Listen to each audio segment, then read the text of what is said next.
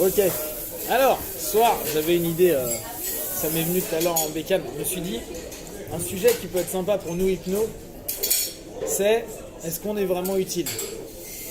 Alors, le questionnement, c'est est-ce qu'on est vraiment utile par rapport à aujourd'hui des MP3 par exemple?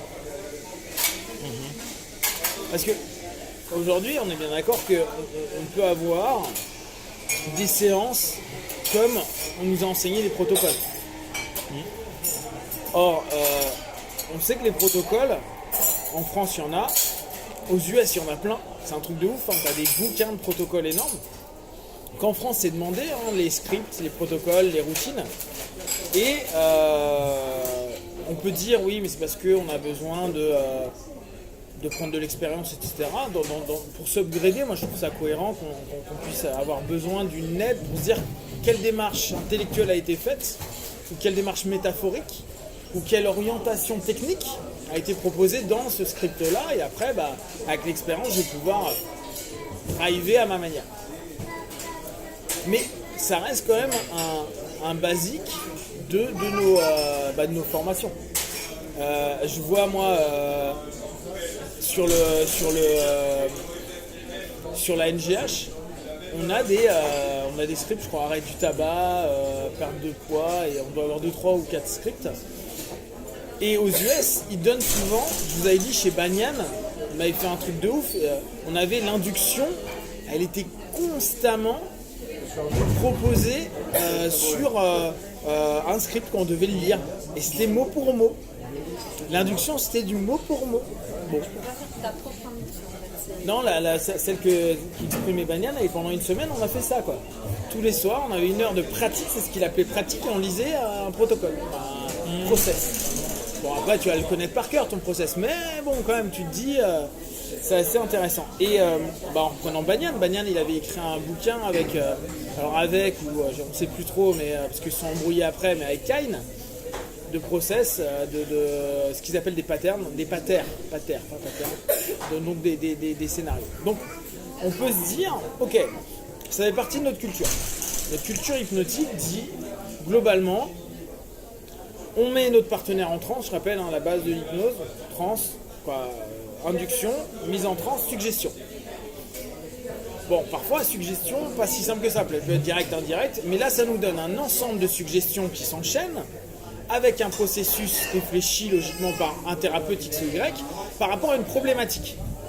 Alors, le point fort, parce que c'est facile de critiquer, dire ouais, les trucs, c'est nul, les scripts, mais le point fort, c'est pas t'adapter à toi ou toi par rapport à ta problématique. Le point fort, c'est gérer ta problématique. Et s'ils écrivent un script, c'est pour dire sur cette problématique, et là on peut reprendre comme en kiné, tu sais que tu vas avoir un protocole pour peut-être gérer une problématique à l'épaule. Le mec va réagir à sa manière, mais à la base, tu vas faire l'exercice A, l'exercice B, l'exercice C. On peut avoir des visions différentes parce que tout à chacun va avoir une réaction différente. Je fais un arrêt du tabac, globalement, je sais que le type de suggestion que je vais proposer, être non-fumeur, d'avoir un rapport compensatoire, de te libérer de ta première cigarette ou du besoin que tu avais à ce moment-là. Okay. Mais globalement, c'est des steps de base qu'on retrouve dans le scénario, qu'on retrouve dans le script. Et là, en quoi moi je trouve que c'est bien, c'est que ça nous permet de nous dire, bon, on a, pendant un laps de temps, un ensemble de process qui n'est peut-être pas adapté à toi dans ton histoire, mais on est en train de viser le symptôme, le problème. Donc est-ce que j'ai réellement besoin de ton histoire? Je dis pas qu'on n'en a pas besoin, mais la question peut se poser. Et là je reviens à mon questionnement de base. Est-ce que nous, on a dès lors une valeur ajoutée? Des MP3, j'en ai un paquet, j'en ai 600, 650. Des retours, j'en ai plein. Que ce soit sur de l'arrêt du tabac, de la perte de poids, lever des phobies, gérer des stress, de la confiance, des thèmes énormes. Et ce que je fais, c'est attaquer le symptôme. Je connais pas les gens qui vont m'écouter. Et j'ai des feedbacks qui me disent c'est super, j'ai arrêté je fais ceci, je me sens mieux, j'ai commencé cela, etc., etc. Preuve que savoir ton histoire, je m'en bats la rate.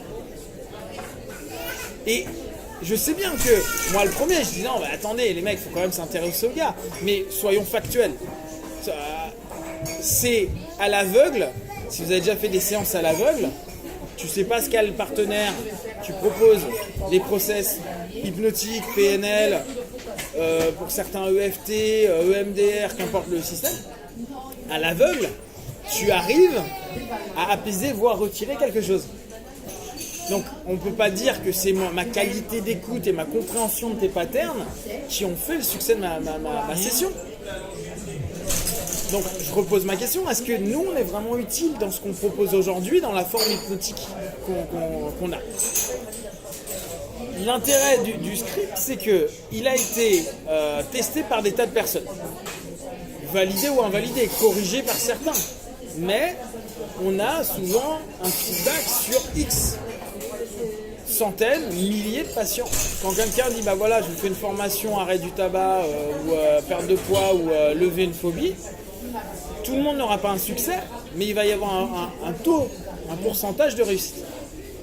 S'il dure dans le temps, c'est qu'il y a de fortes chances que le pourcentage de réussite, avec la notion de dire ouais mais je l'ai un peu adapté à ma sauce, ok, mais les points clés, ils ont été proposés. Tu l'as adapté parce que peut-être que tu es plus direct, peut-être que tu es moins direct, peut-être que tu y ajoutes un peu de, je sais pas, de process com, un peu d'énéagramme, ok. Mais au bout du compte, sur le symptôme, on est bon. Donc, retour flagrant. À partir de là, c'est se dire, quelle est la valeur ajoutée entre moi, praticien, tu viens en cabinet, je te fais une session, et un MP3 ou une vidéo. Sachant que MP3 et vidéo, admettons que tu le payes super cher. Parce que admettons qu'on prenne le levier du fait de te dire c'est pas gratuit. Moi j'ai des feedbacks sur du gratuit, ce qui est encore plus sympa. Tu vois, tu te dis il y a du gratuit, donc il y a quelque chose d'intéressant. Merci. À partir du moment où tu te dis, comment ça me saoule ce truc là en fait, t'avais raison, c'est sûr. J'étais mieux là. Hein. Voilà. Je vous dérange. Ouais, pas de soucis. Ils ont l'habitude. Ouais, ils ont l'habitude. Et vous pouvez toujours aller sur mon super site internet. C'est là où il faut que je fasse la pub. Et vous êtes en train. Et l'adresse affichée. C'est ça. Donc, admettons, on prend le biais de dire vous l'avez payé cher donc vous investissez dedans. Mais moi j'ai eu des feedbacks avec des gens qui payent rien, donc c'est aussi cool de dire attends le mec ne s'est pas investi financièrement et pourtant il y a un feedback. Donc là aussi ça nous fait poser une question sur le fameux concept freudien t'auras en gros un succès en fonction de l'argent que tu vas dépenser dessus. Freudien je suis pas sûr mais tu vois cette notion de payer cher pour dire il y a de la qualité. Preuve que non. Ça coûte zéro, il y a des gens, ils ont des feedbacks. Bon, après on est tous différents. Mais admettons que tu payes cher. Tu payes comme le prix d'une séance. Tu as 80 balles. Tu payes ta séance, tu as ta séance MP3. Elle dure, moi je l'ai fait sur 10 minutes. Sciemment, j'ai pas envie de faire 1 heure. Je trouve ça relou. Déjà, moi ça me fait chier. Donc, en 10 minutes, tu l'as payé 80 balles. Oui, mais 80 balles que tu peux écouter 365 jours par an.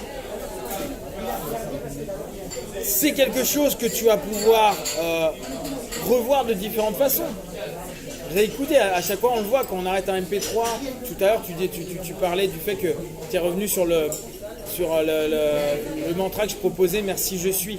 Et tu le vois de manière différente parce que le temps a aussi passé et ça te ramène à d'autres choses. Donc quand on réécoute un MP3 et qu'on se dit tiens c'est allé mieux, je stoppe un petit peu puis tu sens que tu es en down, tu peux toujours y retourner. C'est plus pratique, moins cher, plus récurrent, donc dans l'absolu, on est dans du gagnant à fond.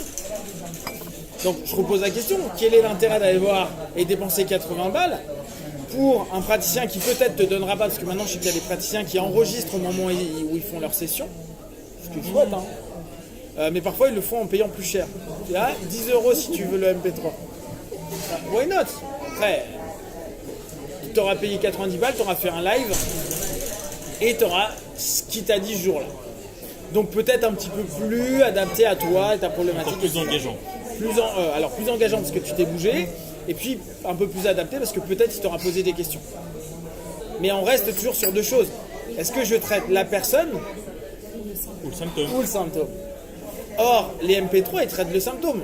Je ne peux pas connaître toutes les personnes qui écoutent le MP3. Et nous, souvent, en tant qu'hypno, c'est ce qui est demandé sur les forums, c'est ce qui est demandé... Moi, je dis hypno, mais je prends aussi le kiné. Je prends l'ostéo. Même si, bien sûr, tu t'adapteras parce que ça ne bouge pas comme l'autre. La base, tu te fais un processus qui est commun à tout le monde. Après, il y a le patient qui met